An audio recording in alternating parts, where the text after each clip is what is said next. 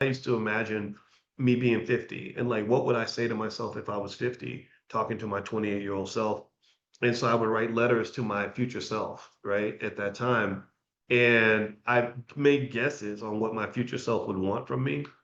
And then I became him. I became a 50-year-old and I started looking back at the letters I wrote to myself back then and the thoughts that I had.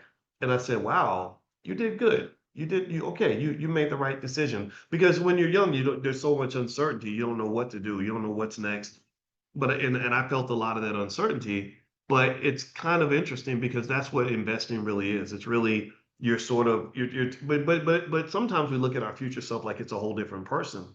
But when you're putting money to the side, when you're making sacrifices, when you're making good choices, you live off that. There's a saying that says that a person who's willing to do more, to do work without getting paid, will eventually be paid to not do any work, if that makes any sense.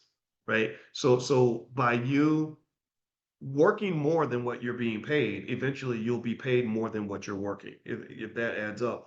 And so I would explain to our kid, I'd say, well, you know, I'm in my 50s and I still make money from things that I did when I was 20, right? And choices that were made back then. And so having that sort of mindset, I think is really it's simple, but it's very important. When you teach kids that early, they kind of get that as opposed to thinking, I'm going to work on Tuesday so I can get money on Friday, right? That short-term mindset versus saying, can I work really hard in 2025 so that I can make money in 2030? That's a much more tougher deal to negotiate with yourself. But what tends to happen is that the earlier you start doing something, the more it compounds. The compound interest isn't just a financial concept, it applies in life. Everything compounds. So use that compounding in your favor. So the 5-year pledge, for example, something that we're asking everybody to do is where I'm asking you to pledge for 5 years to do an auto deposit into your investing account, and to do at least a couple $100s a month. 500 is the preferred number if you can afford it. Like if you have a $500 car note, match that and make yourself as important as your car. And in 5 years, you should have roughly between 35 and $40,000 in your account. After 20 years of this, you're wealthy, right? There's no more poverty, no more nothing. All you got to do is do what you've been doing your whole life.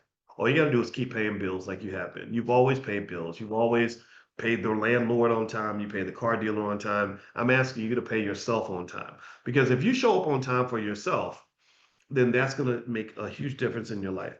You're showing up for everybody but you. And this kind of mindset to me is something that we get from slavery. This is why Black economics is different from white economics, because white people don't go through what we've gone through. They don't get the same pressure that we get. They don't understand what it means to sort of deal with the things that we've dealt with. And it's nothing against them. It's really to say, let's be pro-Black. And that doesn't mean being anti-white. It just means sort of sitting back and saying, okay, we really have been through the mud. We have been through the shit.